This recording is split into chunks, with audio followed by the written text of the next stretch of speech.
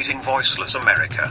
Even though media only tends to go back 20 years these days, for the last 50 years the supermajority of bipartisan people, more than 2/3 of the right and left-leaning, have wanted rights of which they have no representation. Dozens of polls conducted over the past 20 years, more than 70% of Americans have consistently favored expanding background checks for the purchase of firearms. A CBS New York Times poll conducted in October 2015 found that 92% of all Americans favor background checks on all gun buyers. 87% of all Republicans polled were also in favor. At this point, Americans are more divided on whether or not Leonardo deserved to win an Oscar for his performance in The Revenant, and people were really pushing for Leo to win an Oscar. So when Senators Joe Manchin and Pat Toomey proposed a bipartisan bill to expand background checks a second time, literally 3 days after the San Bernardino attacks took place, it must have been a no-brainer for the Senate to pass this amendment, right? Well, not exactly.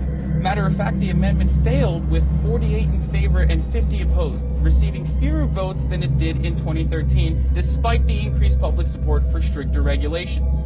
At that point, gun rights advocacy groups had spent $645,000 on the Senate since 2011, and with sizable contributions made to every single nay voter, with the exception of Mike Crapo and John Boozman. By the way, I'm not kidding, those are real names of the two real senators who voted against this bill even without the financial support of gun rights PACs. And the reaction from officials on this matter is always the same. Most politicians are usually comfortable praying for the victims affected by gun violence, but equally comfortable taking contributions from the gun lobby and voting against bills that the overwhelming majority of Americans support. We have taken the top 10 and made a progressive Bill of Rights, or if you are from the South, PBR. Blue ribbon, 'cause then you're gone way too far. Keep your hands off my PBR.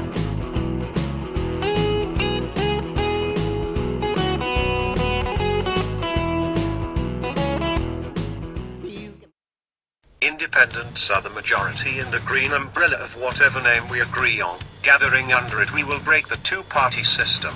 As long as lobbying is in place, there will be no justice. You tried voting, but that never works. You tried calling your senator? I bet you have, you useless piece of crap. What about bribing your congressman? What, do you want to go to jail? Lobby Wow takes this useless bribe and turns it into a campaign contribution. There's literally nothing democratic about it. It works with drugs, it works with corn, it works with healthcare. So look at this great bowl of beef. What's wrong with it? Too expensive. You gotta sell 100% beef on the open market. Be way more profitable if you could cut it with some kind of cheap filler like you do your cocaine. But hey, that's illegal. All right, take a look at this. You getting this, camera guy? Oh, look at that, those regulations that come right off. GetLobbyWild.com. No more regulations means I can do whatever I want. Look it, you add your wood pulp, the ammonia, some of the pink slime. Have a little fun, I got some feces here, look at that. Profit. Sell those extra missiles to the army, even though they didn't ask for them in the first place. Look at this, that's usually a big mess. Not with Lobby Wow. Look at these chumps. They didn't go to GetLobbyWow.com. You get a great return on investment. It works on both parties. And if you go here right now, because I can't do this all day, you're gonna get a sweet briefcase full of hot cash. Lobby Wow. It's gonna have you saying, holy shit, I can't believe this is legal. Since 1903, a progression of tiers have been created in our representation to create a republic. We demand a democracy. The worst of this republic is the super delegates worthy of cutting-edge Rickrolling and its next-gen equivalent. Time is going, ticking on and on, everybody's rushing. Gotta get down to the bus stop. Gotta catch my bus, I see my friends. Kicking in the front seat, sitting in the back seat. Gotta make my mind up, which seat can I take? It's Friday, Friday, gotta get down on Friday. Everybody's looking forward to the weekend, Friday, Friday. We shall not subject the viewer to more of because there are things more descriptive of the process.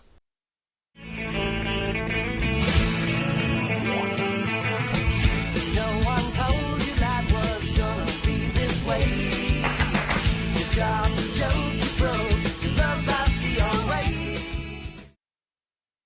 As establishment evil Wasserman proudly says, Superdelegates are in place to keep grassroots activists from getting a say. They are largely hired to stop To make sure representation. that party leaders and elected officials don't have to be in a position where they are running against grassroots activists.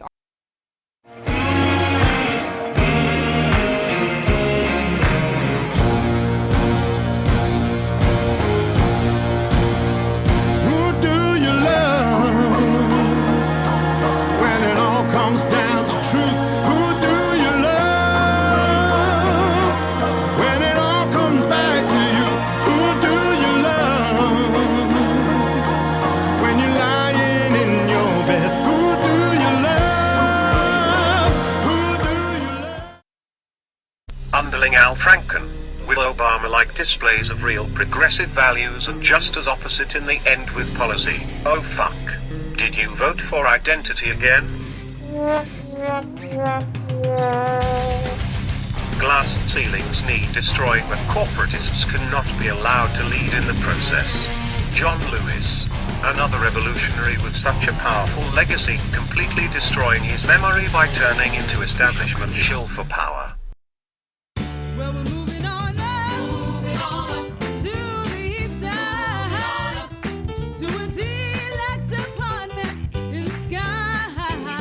Moving on up to the east side.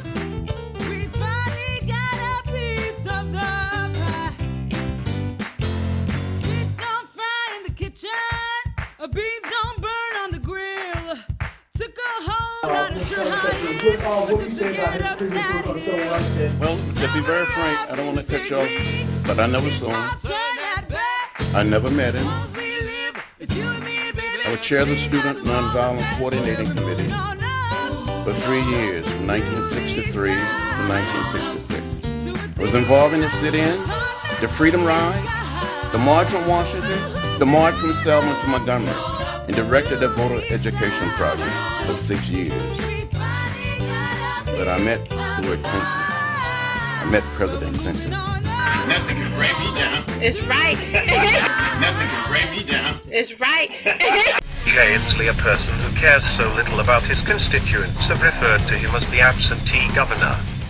At that point in time is when we were going to do the vote for the delegates. Well before Saturday's Democratic caucuses in Washington state, caucuses that delivered Sanders a landslide win. So a vote for the future is a vote for Bernie. Washington's 6 Democratic members of Congress, 2 senators, and Governor Jay Inslee already had voiced their support for Hillary Clinton. Other Sanders supporters have started a petition with nearly 30,000 signatures so far. Then there's those who have taken to Facebook, even posting on Congressman Rick Larson's wall, asking him to represent the will of his constituents. Another post reads, "You will be voted out of office if you don't support the wishes of the people that employ you." These superdelegates hold down the voice of the majority of Americans who want the right of ongoing education and the right to cutting-edge infrastructure. Superdelegates, we are coming for you. Expect us. Trumpeteers with forks mask, no, you are part of nothing.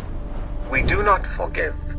Clintons who refer your rivals Storm as kids have a median age of almost 40. We are effective. We are angry. We do not forget. We are legion.